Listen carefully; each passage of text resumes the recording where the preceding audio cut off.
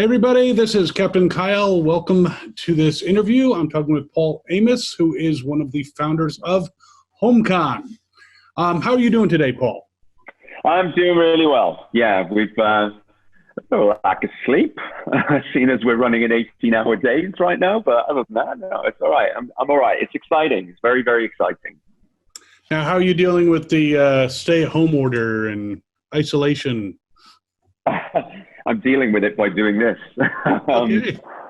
To be honest with you, I haven't had time to think. There's so many components to making something like this happen. But it's really just, there's not enough time in the day right now to, before we launch tomorrow at 11:45. So we're just trying to do everything we can to get this up and running, slick and ready and good and people happy and access happy. And it's great. So how did you come up with the idea of doing this, realizing that it's going to take you 18-hour days? Well, I didn't realize that at the time. I basically wanted to do something nice for some of the fans of my work in particular. So I'd asked them to message me, and I would call one fan every day on one of these Zoom chats for about 15, 20 minutes. The response was pretty overwhelming. And the fans, they just absolutely loved this environment and interaction. And they thought it was really special, unique, and intimate. So I was like, oh, maybe that could work for Comic-Con. How about doing a virtual Comic-Con? So I asked Rachel, and I said, what do you reckon about a virtual Comic-Con when we were Zooming? And she was like, that's a genius idea. And I was like, wow, you never say genius to anything I say. And so I sort of like, well, we've got to do something about this. So we did. We got a group of people together, which was 2 weeks ago. And then we decided to try and do it. And we had no idea what we were getting into. And since then, it's, the team has grown exponentially. But the core team are just running, we're coding, we're, buying expensive servers, where I've got my wife and her business, running on the scheduling for the one-on-ones. Rachel's boyfriend, Alex, who's a AI Stanford nerd, geek type guy, coder thing. He's working 24/7. I mean, there's so many things happening in the background and so much work being put in to try and make sure that we can make this happen for the community and to bring all these people together so they can have a convention experience over 2 days. You wouldn't believe, it's just so much sweat equity, but it's all fun. It's all exciting. And we can't wait for people to experience it. That sounds awesome. Now, you have an impressive guest list. How did you get all these people involved? Well, we basically looked through our phones. Just asked all our friends. Pretty much. A majority of the people on the list are both Rachel and my friends. Or they're just an extension removed, maybe by one, or people that we've maybe met. That's basically a lot of our friends. And then there's another whole guest list of people who wanted in, who are also friends and by proxy. So it looks as though we'll be doing these once a week on the weekends for one panel. And then we're going to do a big 2.0 in a month's time. Okay. That was actually one of my questions was, is this going to happen again? Yeah, no, we're going. It looks like we've got some amazing people partnering with us.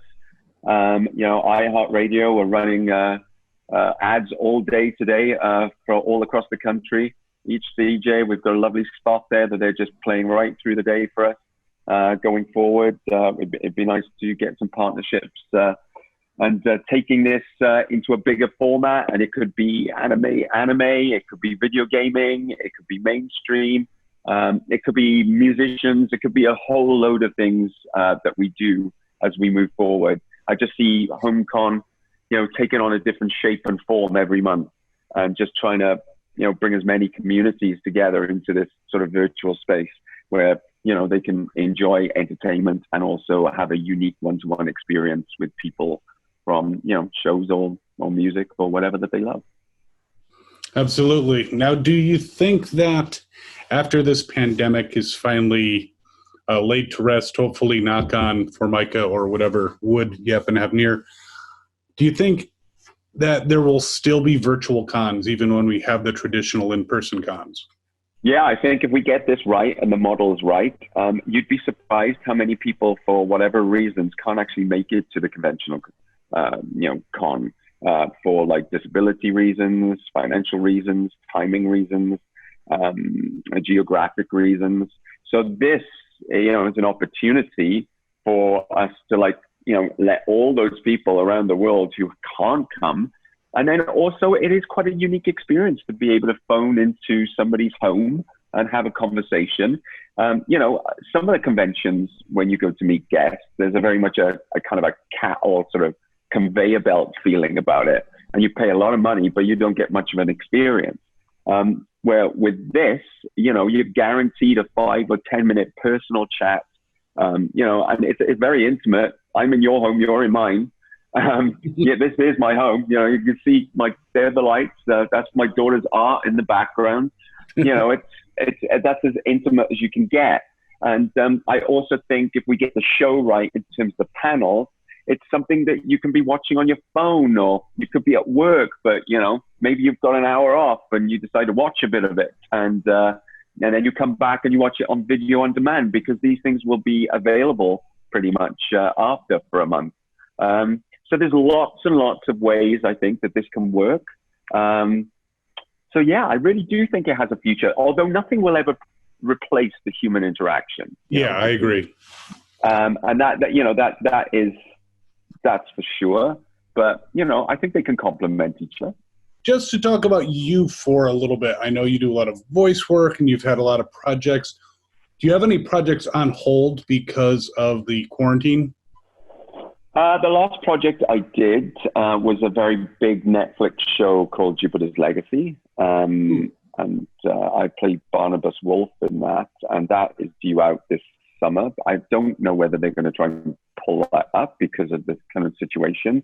But I think we were scheduled for June or July. And then season 2 would have started filming probably late June, early July, if we got season 2. So that is about it, but that's not really on hold. I would imagine if we go and if we get out of this and we get back to normal, production will probably start in the summer. And a lot of those streaming services and studios and stuff, they're going to have to start finding a way to get production up and running because the content is running slim. Yeah, definitely. Everyone's burned through everything. Everyone's watched everything. Yeah, I know I've caught up on quite a few things. So this is a live action role that you were... It's a live action role. It's an adaptation of Mark Millar's Stupidest Legacy. It has an amazing cast. It's a huge show. It's 8 episodes. Each episode is like a movie. And it basically looks at the first origin of superheroes in the 1930s when the first heroes are created. It's sort of the ship goes off to an island and then they come back and they're all superheroes and you don't know what happened on the island. And then it's set in the current present, and it's their children trying to deal with their parents who are these older superheroes. So it deals with a lot of generational stuff. It's like kind of like 3 shows. It's a bit of a period piece. It's a bit of a family drama. And then it's this epic superhero show. Wow. Sounds like a lot of great elements. Yeah, Leslie Bibb, Josh Duhamel, Ben Daniels. Yeah, it's got a great cast. And I'm in a few of the eps, but it's an amazing part. Yeah. So before doing HomeCon, you've done the traditional cons in person. Yeah, lots of them. Is there a standout fan interaction that you can share? With the video games, I found really interesting. When I first started doing conventions for Assassin's Creed, we were in Liverpool, and this family kind of came up with the son, and then they sort of went to the side, and then they started filming our interaction, which is kind of a no-no in cons. You're not really supposed to film people. And we were like, I was like, that's weird. They're not supposed to do that. So I let it go. And then we went to Birmingham the following weekend, and exactly the same thing happened. So I went over to the parents. And I was like, can I ask you a question? I was like, why are you filming this? And they were like, oh, well, actually, our son is autistic. And this is the first time we've ever seen our son get emotional and engaged over anything in our lives. And it's just a really big moment for us. And, I just started to realize that, how much even like a video game, the interaction and the way that they go through that process with the video game it has a very special thing for a lot of people who are on the spectrum or autistic. And it was a really kind of like one of those moments where you're like, oh my God, yeah. And they really connected with the character or the story. It was interesting. I found that one of the most interesting moments I've ever had at a convention. Wow. That is awesome. Yeah, it's amazing how you can touch lives and not even realize it. Man. Oh, yeah. I mean, yeah, we've all done that. And, a lot of the sci-fi stuff, you're playing characters that are on the periphery of society a lot of the time in sci-fi, which is why it works so well. And there's a lot of moralistic tales.